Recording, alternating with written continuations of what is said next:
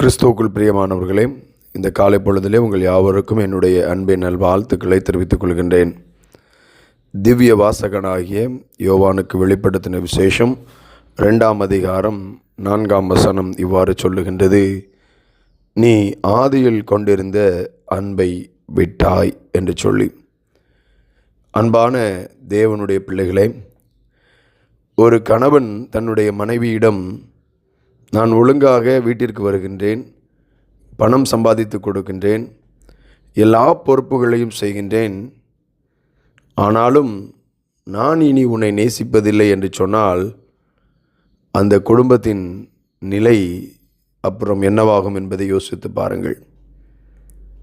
அதே கேள்வியைத்தான் இன்று நம்முடைய ஆண்டவராகிய இயேசு கிறிஸ்து எபேசு சபையிடம் கேட்பதைப் போல நம்மிடையும் கேட்கிறார்.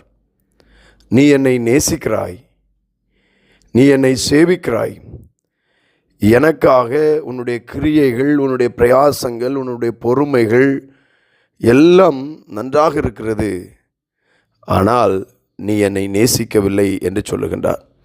இதுதான் இந்த வசனத்திலே சொல்லப்பட்டிருக்கிறது. இந்த எபேசு சபை ஒரு சாதாரண ஒரு சபை அல்ல. அப்போஸ்தலனாகிய பவுல் 3 ஆண்டுகள் அங்கே ஊழியம் செய்தார் என்று அப்போஸ்தலர் நடபடிகளிலே நாம் வாசித்து பார்க்கிறோம்.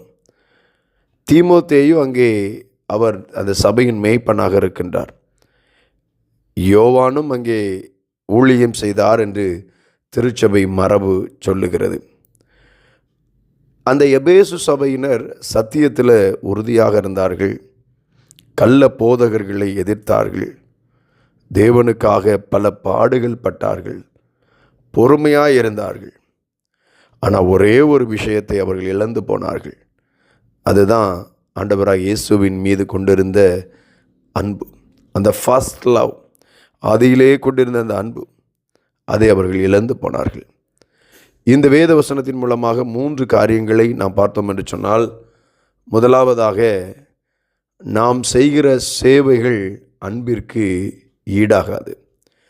எபேசு சபையில் வேலை இருந்துச்சு, ஆனால் வெப்பம் இல்லை. ஊழியம் இருந்தது, ஆனால் அங்கே உறவு இல்லை. நம்முடைய ஆண்டவர் நம்முடைய கைகளை பார்ப்பதற்கு முன்பாக நம்முடைய இதயத்தை அவர் பார்க்கிறார். நாம் தேவனுக்காக நிறைய செய்யலாம், ஆனால் தேவனோடு கூட வாழ மறந்து விடுகிறோமோ? யோசித்து பாருங்கள். 2வது, அந்த ஆதியில் கொண்டிருந்த அன்பு, அதுதான் ஃபஸ்ட் ப்ரிஃபரன்ஸ். ஆதியிலே கொண்டிருந்த அன்பு அப்படிங்கிறது ஏதோ ஒரு பழைய உணர்ச்சி கிடையாது. நாம் பெற்ற ரட்சிப்பு, அந்த ரட்சிப்பை பெற்ற பின் கிறிஸ்துவுக்காக நமக்குள்ளே கொண்டிருந்த அந்த அனல் கொண்ட இருதயம், அந்த பக்தி வைராக்கியம், வேதாகமத்தை நாம் ஆவலோடு வாசிக்க காத்திருந்த நாட்கள், நாம் மணிக்கணக்காய் ஜெபிக்க ஆசைப்பட்ட நாட்கள், ஆராதனையில் கண்ணீர் வடித்த நாட்கள், அந்த அன்பு இன்றைக்கு எங்கே போனது? ஆண்டவரிடத்தில் கொண்டிருந்த அந்த வைராக்கியம், அந்த பக்தி, அந்த நேசம் இன்றைக்கு எங்கே போனது? தேவன் நம்முடைய நினைவுகளை அல்ல, நம்முடைய இன்றைய இருதயத்தை, நிகழ்கால இருதயத்தை அவர் தேடுகிறார்.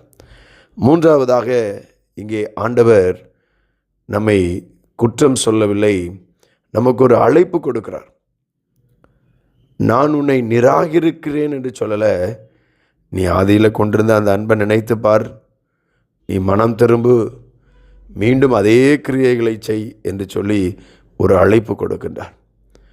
அவருடைய அந்த கண்டிப்பு அன்பிலிருந்து வெளிப்படுது. அவருடைய அந்த கரெக்ஷன், திருத்தம், அது கிருபையினால் நிறைந்திருக்கிறது. ஆமென். அன்பானவர்களே, சிலுவையிலே நம்முடைய கர்த்தராகிய இயேசு கிறிஸ்து அந்த தம்முடைய முதல் அன்பை நமக்கு விவரித்து காட்டினார். நாம் அவரை மறந்தபோதும் அவர் நம்மை மறக்கவில்லை. நாம் நம்முடைய அன்பில் ஒன்றுமில்லாமல் குளிர்ந்த நிலைக்கு மாறின போதும் அவருடைய அன்பிலே மாற்றம் இல்லை. இன்றைக்கு அவர் நம்மை பார்த்து கேட்கிறார், உன் வாழ்க்கையில் நான் இன்னும் முதலிடத்தில் இருக்கிறேனா? ஜெபம் செய்வோம். அன்பின் நல்ல ஆண்டவரே, உமக்காக பல காரியங்களை செய்யும்போது உம்மை நேசிப்பதை இழக்காதபடி எங்களை காத்தருளும். எங்கள் இதயத்தில் இருக்கின்ற அந்த முதல் அன்பை மீண்டும் எரியச் செய்யும். எங்கள் ஆராதனையும் எங்கள் ஜெபமும் எங்கள் ஊழியமும் உம்மீது உள்ள அன்பிலிருந்து பிறக்கட்டும். எங்கள் வாழ்க்கையில் மீண்டும் நீரே முதலிடத்தை பெறுவீராக. இயேசு கிறிஸ்துவின் நாமத்தில் ஜெபிக்கின்றோம் நல்ல பிதாவே, ஆமேன். ஆராதனையினுடைய மதிப்பு நாம் எவ்வளவு செய்கிறோம் என்பதில் இல்லை, நாம் யாரை எவ்வளவு நேசிக்கிறோம் என்பதில் தான் இருக்கிறது. ஒவ்வொரு விடியலும் தேவனுடைய வார்த்தையால் ஆரம்பிப்போம். இது விடியல் வார்த்தை. கர்த்தர் உங்களை ஆசீர்வதிப்பாராக. ஆமேன்.